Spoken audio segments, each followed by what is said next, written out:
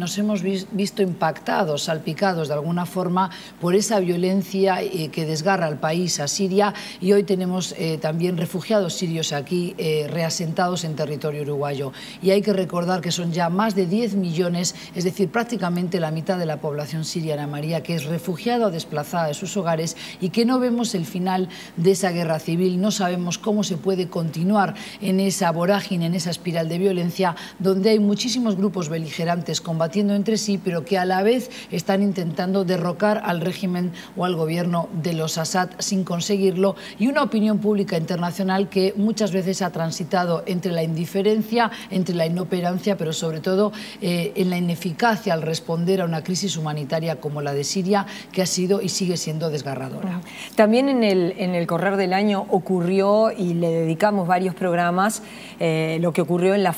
Franja de Gaza, el enfrentamiento entre palestinos e israelíes, lo que está pasando en este fin de año, que se está en plena reconstrucción de esa zona que quedó destruida. Efectivamente, tuvimos el suceso de lo que se conoce ya como el conflicto de Gaza, pero que en realidad nos remite a lo que es el conflicto entre palestinos e israelíes, es decir, es la causa palestina que todavía no ha sido resuelta. Vemos también hacia este fin de año cómo varios parlamentos europeos, el sueco, el español, pero también el británico, han dado una especie de simbolismo, de espaldarazo simbólico, si se quiere, a la causa palestina al reconocer al Estado de Palestina como un Estado soberano. Esto ha disgustado profundamente a las autoridades israelíes, pero existe un clamor, una voz internacional que exige el fin de un conflicto que dura ya más de 6 largas décadas y donde todos pierden y ninguno gana, porque realmente mantener un status quo donde todavía existe ocupación en Cisjordania, donde vemos que no hay un futuro claro, es todo incierto para los habitantes de Gaza,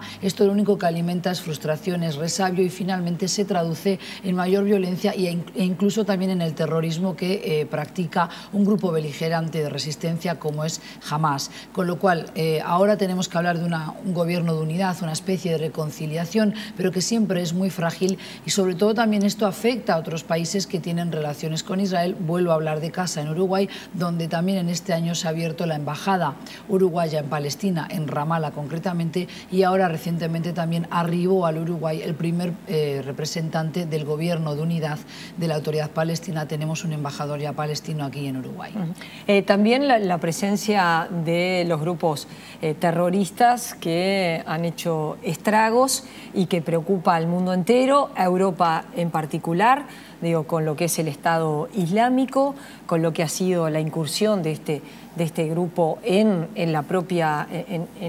Europa y, por supuesto, en Medio Oriente, ni que hablar. Claro, ahí tenemos que hablar del Estado Islámico, ese grupo terrorista, un grupo que capta a través de las redes sociales, a través de producciones cinematográficas, si se quiere, capta a personas jóvenes, conversos, pero también musulmanes de origen, que habitan en el espacio europeo, pero también en Canadá, en Estados Unidos, y como no, también en repúblicas exsoviéticas, por ejemplo en Kazajstán, e incluso capta también militantes y milicianos a través de las redes entre la etnia yugur, es decir, los musulmanes chinos, y es por eso que es una preocupación a nivel mundial de que ese peligro, la amenaza del resurgimiento del integrismo islámico más virulento, como lo fue hasta hace poco Al-Qaeda, pueda una vez más empañar las ya siempre ríspidas relaciones entre Occidente y el Oriente musulmán. Por eso hemos insistido también aquí en nuestras entrevistas, Ana María, y lo vuelvo a hacer hoy, en que realmente combatir al terrorismo islámico es una tarea de todos los días, pero además